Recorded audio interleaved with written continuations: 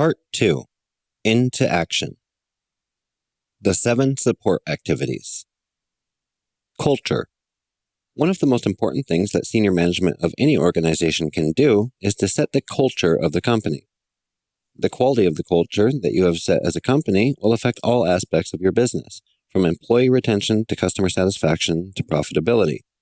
Most notably, a company's culture is directly related to employee productivity. A company with a healthy culture will enjoy highly productive team members. A company with a toxic culture will have unhappy and unproductive employees.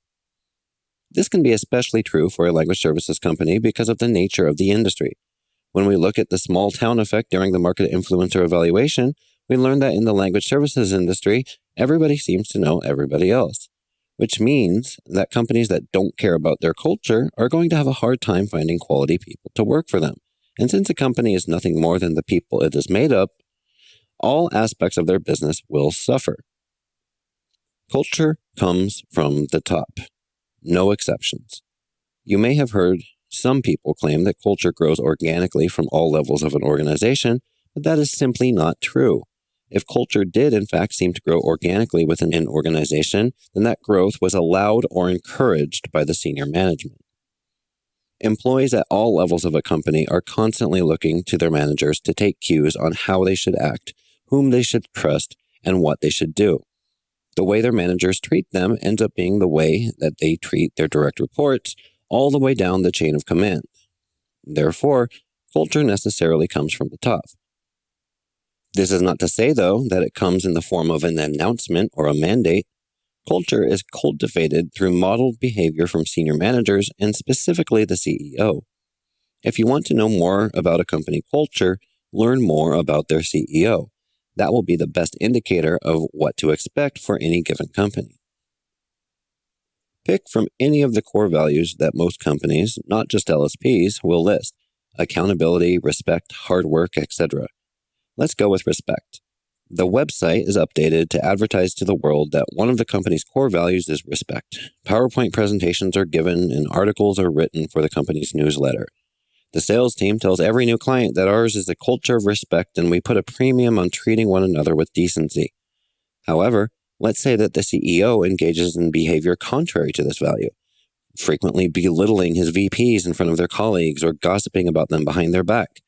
Those VPs will take their cues from him, and that is how they will treat their department heads, who will then treat their project managers the same. Culture needs to be actively maintained. It takes work, it takes time, and it takes budget to make sure that you are maintaining control over your company's culture.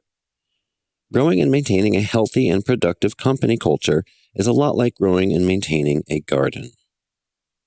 Every summer, Tucker likes to grow a vegetable garden. Living in the Pacific Northwest, this is not always an easy accomplishment. Tucker is ultimately responsible for the end result of the garden, but he has to work within the confines of his situation. Tucker can't just force the garden to grow the way he wants to. Let's say he decides that his garden is going to be full of watermelons and okra. However, this would be a foolish decision because those crops simply do not grow in the Pacific Northwest, and at the end of the growing season, he will be sorely disappointed. If, on the other hand, Tucker decides he doesn't want to plant anything or maintain his garden beds, at the end of the growing season, there will be plenty of plants, but mostly they will be weeds and things that were not intended to grow. But let's say that Tucker plants kale, beets, and spinach, all crops that grow well in that region. This would be a smart decision, as it is something that is most likely going to turn out favorably. But Tucker is only a gardener, and there are many other factors such as weather, length of the growing season, and especially that goddamn mole that ate up all his squash plants last year.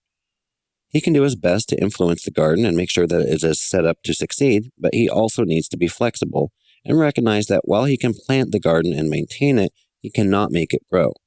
The garden grows on its own. Senior managers at a localization company are responsible for creating culture in the same way that Tucker is responsible for growing his garden.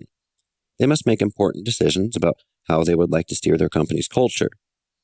These decisions must be based on the constraints of their local cultures. This is done through modeling the desired corporate culture, as employees will mirror what they see from their managers, not what they are told. One last time, culture comes from the top.